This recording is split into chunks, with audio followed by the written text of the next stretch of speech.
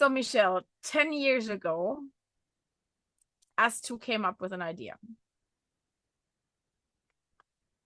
to use tea as a matter of teaching and showing our clients how you can shift the energy, how you can shift a system from not flowing to flowing. Do you want to tie into that? I think what we should do is, this is a part of building community and connection, because our work is a result of the work that Evelyn Mulders did to research and document and publish about Western herbs for Eastern medicine. And when we got into that material and started to realize the potential within what she'd written and how she had put together all her work on frequency, intention, color, it brought a full package around for us to play with tea.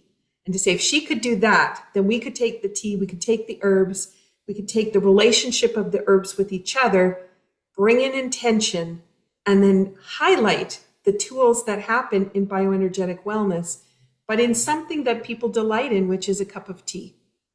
Or a teapot.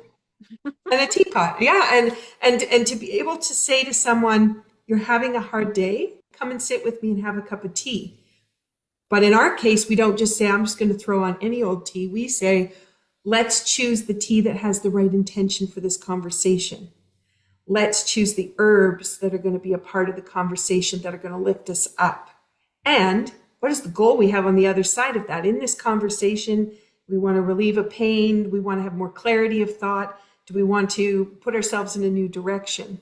And even you and I, having started with Tea with Intention, Intend to Radiate as a title, we sat down thinking we were going to close the company, and we rebranded and came up with a new name. And that immediately gave it a whole new life.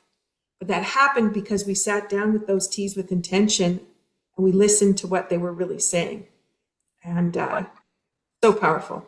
What I loved about the tea in the beginning, I still love it, but it was so amazing to see the year we created them.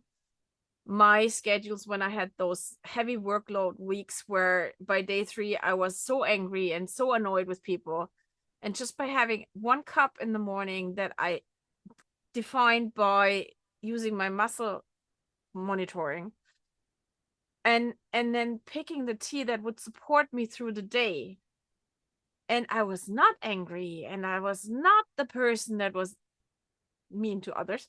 But I could work 16, 17 hours a day and go home and function. My body was physically done, but my mind was there. My spirit was up.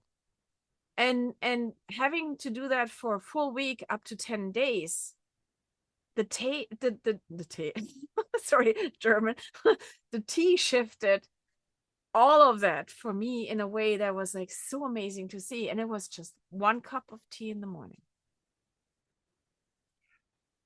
And now, if I think 10 years down the road, we started with that, having that one cup, but I don't do a meeting without choosing the tea that is going to come along for the conversation.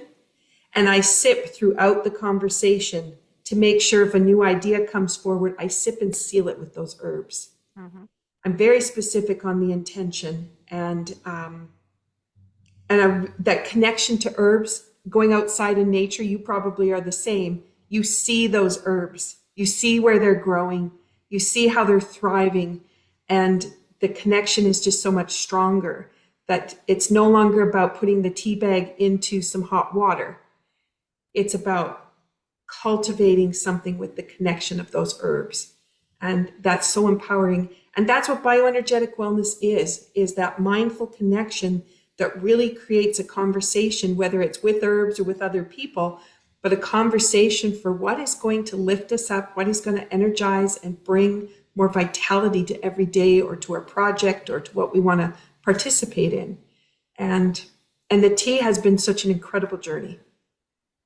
Yes, it has.